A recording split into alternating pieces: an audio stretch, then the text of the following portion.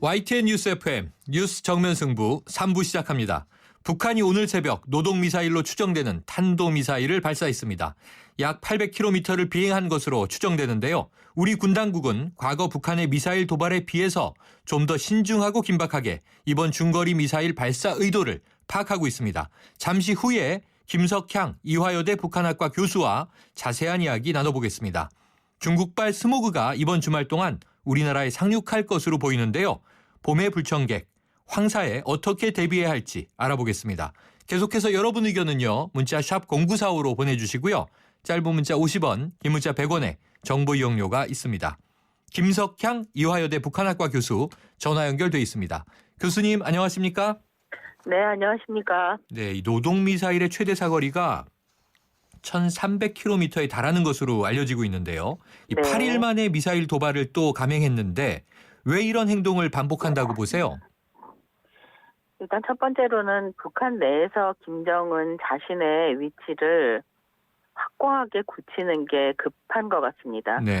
독재자일수록 그 여론에 취약한 편인데 지금 북한에서 김정은의 위치가 그러니까 말하자면 북한 주민들 사이에서 김정은을 지도자로서 확실하게 인정하는 것 같지는 않은 생각이 들어요. 두려워하긴 하고 네. 저 사람 위에 다른 대안이 없다는 것도 인정하면서도 딱히 우리들의 지도자로서 훌륭하다 이런 인정은 안 하는 것 같은 그런 느낌이 있고요. 네. 그런 것 때문에 불안한 김정은은 자기 위치를 확고하게 굳히기 위해서 내가 지도자로 있는 한 이런 미사일도 쏘고 핵도 가지고 있고 수소탄도 가지고 있고 네. 우리를 아무도 못 건드린다. 우리가 비록 작고 약하긴 하지만 세계에서 가장 강자인 미국도 우리를 마음대로 못 건드린다 네. 하는 걸 지금 가시적으로 보여주려고 이런 행동을 계속해서 하는 것 같습니다. 그렇군요. 이 최근 북한이 핵탄두를 소형화했다 이런 주장을 하지 않았습니까? 네. 국제사회는 계속 제재하고 있는데 아랑곳하지 않고요. 핵무기 개발에 박차를 가하겠다. 이런 의지를 네. 지금 노골적으로 드러내고 있는 거겠죠? 그러니까 이게 약간 그 아버지인 김정일하고 조금 다른 스타일인데요. 네. 김정일도 이 핵무기에 대해서 계속 핵무기 개발에 계속 관심이 있었고 그리고 미사일 같은 것에도 계속 관심이 있었는데 네. 그래도 이렇게 노골적으로 드러내놓고 뭐 아하. 핵탄도 소형화했다고 네. 뭐 동그란 거 보여주고 이런 네네. 거는 안 했었거든요. 네네.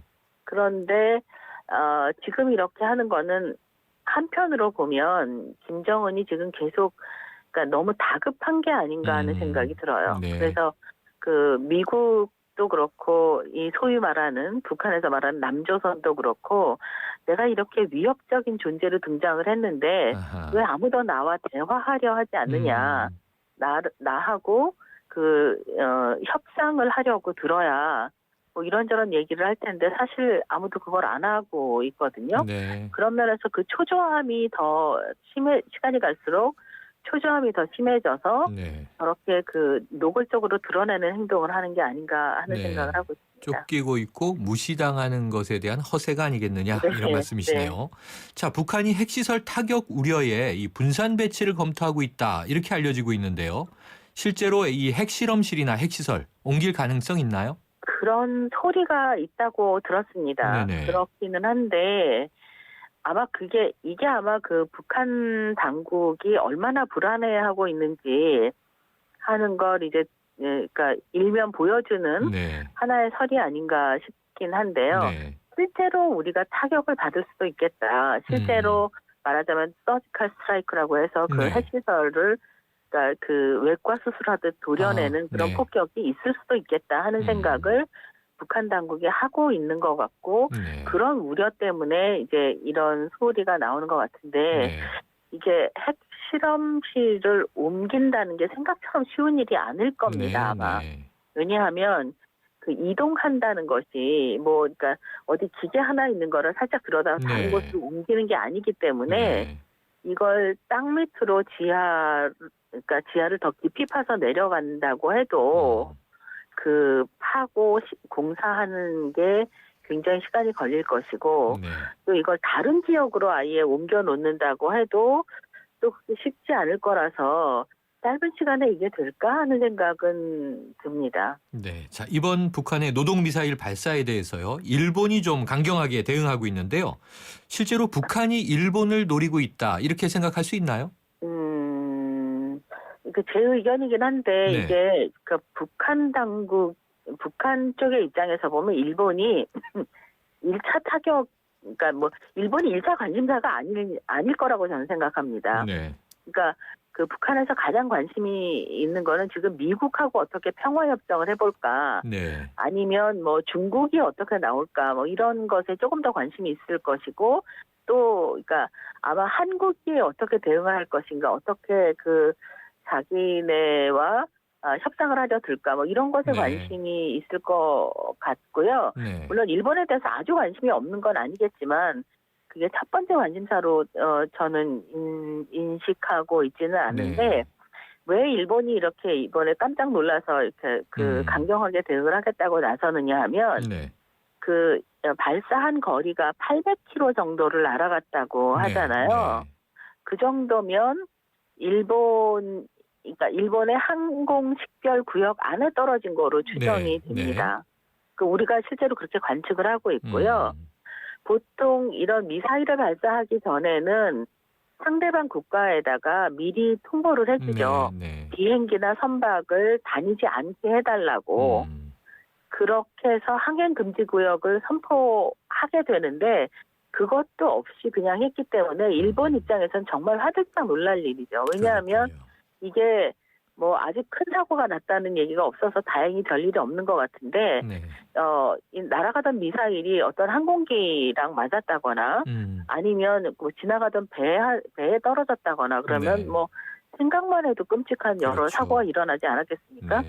그러니까 그런 점에서 일본이 깜짝 놀라서 대응하는 건 지극히 정상이라고 생각합니다. 네. 자, 이 북한의 대상은 미국이다라고 아까 언급해 주셨는데요. 네. 자, 그런데 이 오바마 대통령은 새 대북 제재 행정명령을 발동하지 않았습니까?